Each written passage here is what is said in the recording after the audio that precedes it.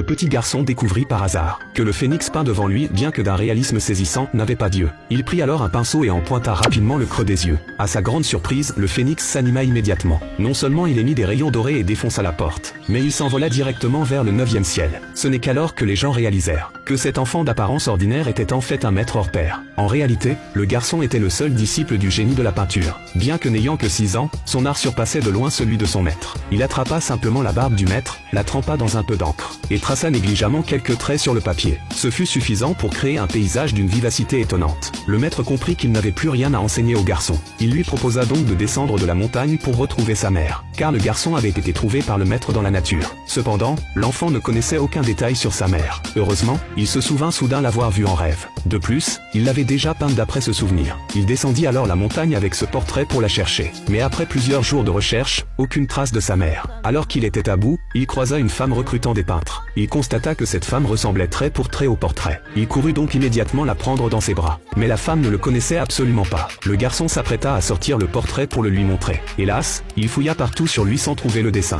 Il réalisa alors qu'il l'avait perdu en chemin peu avant. La femme, bonne, le voyant si pitoyable, lui offrit charitablement un petit pain, et lui permit de rester temporairement chez elle. Au réveil le lendemain, le garçon pénétra par mégarde dans la salle arrière de la famille Chen. Là, il découvrit une peinture de phénix sans yeux. Cette peinture était précisément le trésor ancestral des Chen. Poussé par la curiosité, le garçon saisit un pinceau et pointa les yeux du phénix. Résultat, le phénix s'anima à l'instant. Puis il défonça la porte et s'envola aussitôt. Les membres de la famille Chen arrivant furent sidérés par cette scène, car hormis l'ancêtre fondateur des Chen, personne d'autre n'avait jamais réussi l'animation des objets. Ils supplièrent donc ce maître de se montrer. Mais lorsqu'ils virent sortir un petit garçon, leur déception fut immédiate. Ils refusèrent de croire que l'enfant était un maître reclus. Ils l'accusèrent même d'avoir volé le précieux tableau. Malgré ses explications, les Chen refusèrent de croire le garçon. Heureusement, ce fut alors que sa mère arriva. Bien qu'ignorant qu'il était son fils, elle était convaincue qu'il n'aurait jamais volé. Elle protesta énergiquement contre son cousin voulant livrer l'enfant aux autorités. Elle ignorait que son oncle attendait cette réaction, car lui et son fils convoitaient sa maison ancestrale depuis des années. L'oncle proposa donc un concours de peinture de phénix contre la mère. Si le phénix de la mère surpassait celui du père et du fils, alors ils épargneraient le garçon.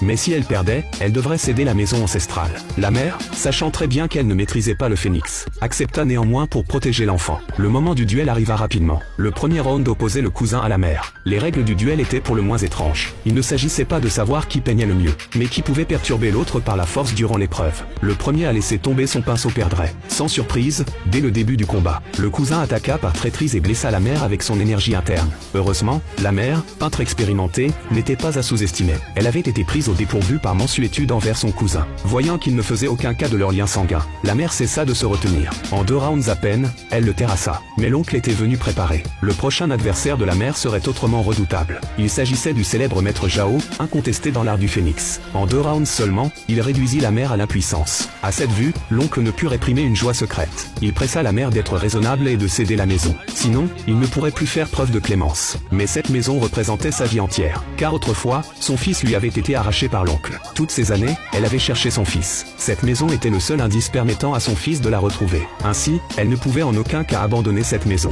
Entendant cela, le garçon fut profondément ému. Il avait cru que sa mère l'avait abandonné avec cruauté. Maintenant, il comprit que l'oncle avait tout manigancé, réalisant qu'elle défendait la maison au péril de sa vie pour l'attendre. Il décida immédiatement de protéger sa mère. Alors que maître Zhao s'apprêtait à porter un coup fatal à la mère, le garçon intervint résolument pour aider. Mais maître Zhao méprisait totalement l'enfant, car d'une seule main, il pouvait facilement le maîtriser. Le garçon était incapable de bouger. Pensez-vous que le garçon puisse vaincre maître Zhao? Laissez votre avis dans les commentaires.